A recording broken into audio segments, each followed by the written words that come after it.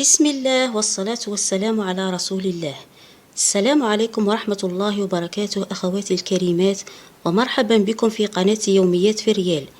فيديو اليوم هو فيديو طبي بحت، نقدم لكم فيه وصفة من الطب الشعبي القديم، وصفة قنبلة لإزالة البرد في الرحم.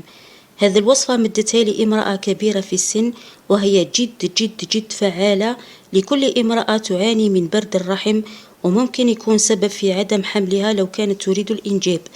بلا ما تخسري دراهمك أختي عند طبيب، وممكن العلاج ما يجيبش نتيجة، لأنه البرد عندك ممكن يكون برد مزمن. وكما تعرفوا جميع الأخوات، أعراض البرد في الرحم هي كثيرة، على رأسها منع الحمل، وكذلك سلس البول وحرقان البول، خروج الغازات من الأمام، وبالتالي شيء محرج للمرأة المتزوجة أمام زوجها.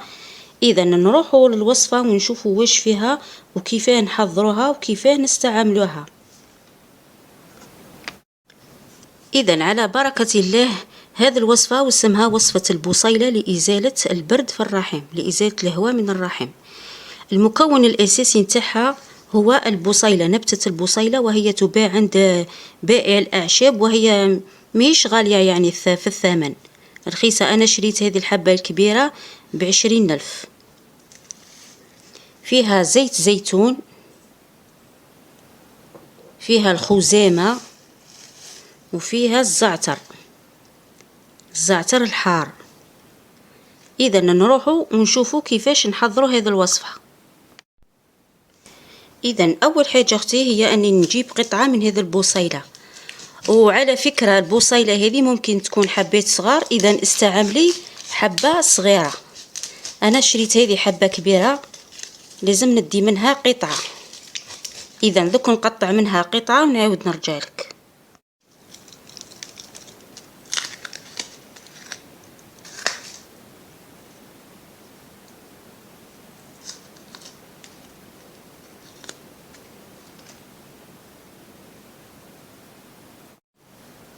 والآن أختي بعد ما قطعت قطعة من البصيلة، نجيب مقلة أو كاسرولة متحقيهاش، نقطع فيها البصيلة شرائح كما تشكشوكة.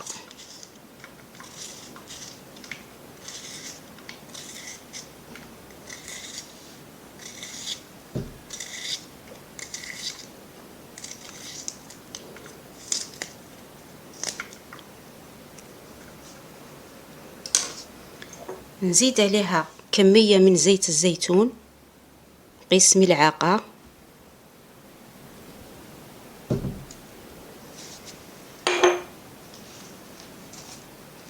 كمية من الزعتر الحار،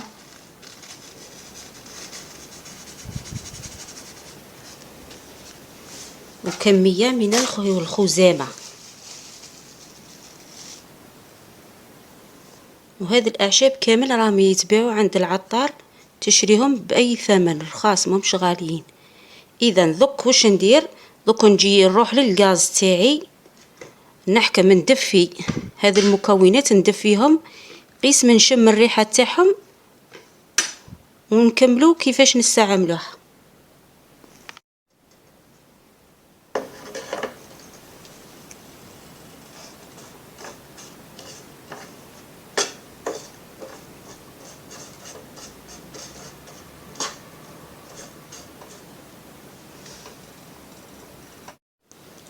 إذا أختي هاي لك الوصفة بعد ما وجدتها. ذوكا كيفاش نستعملها والوقت نتاعها ذوك نقولك. إذا أختي قبل ما تجي ترقدي تحكمي فراشك، تجيبي هذه الوصفة تخدميها في الكوزينة نتاعك ب5 دقائق ولا ب10 دقائق قبل ما تجي ترقدي. تجيبي الملابس الداخلية نتاعك،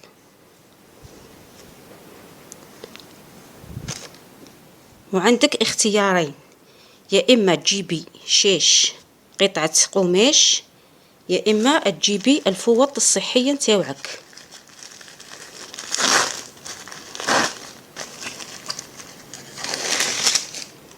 تركبيها كما تعرف أي امرأة،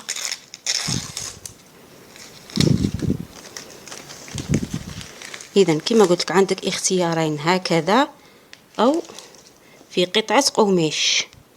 إذا قبل ما تجي تنامي تحضري ترقدي، تحضري هذه الوصفة، تحكمي هذه الوصفة ديريها وهي مازالها دافية، تحطيها في قطعة الشيش هكذا ولا هكذا.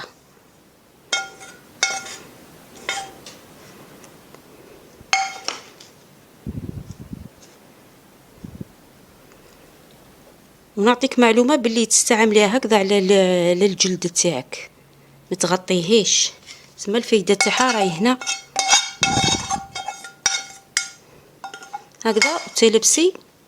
وتلبسي الملابس الداخلية تاعك وترقدي، تلبسيهم كما تلبسي عاديا الفوط الصحية تاعك. سما هذه الوصفة راهي تجي في المنطقة الأمامية تاع المرأة، تجبد لها الريح والغازات تاع الرحم تماما.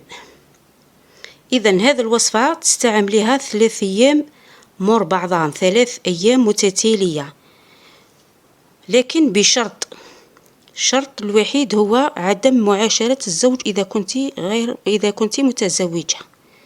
إذا عليك بعدم المعاشرة في هذه الأيام. اعتبري روحك في راحة وداوي روحك أختي من برد الرحم، باش إذا كنت راغبة في الحمل تحملي بإذن الله. ومعلومة أخرى، إذا كان عندك البرد مزمن، هذه الوصفة استعمليها كل شهر، 3 أيام كل شهر، وتكوني طاهرة بطبيعة الحال.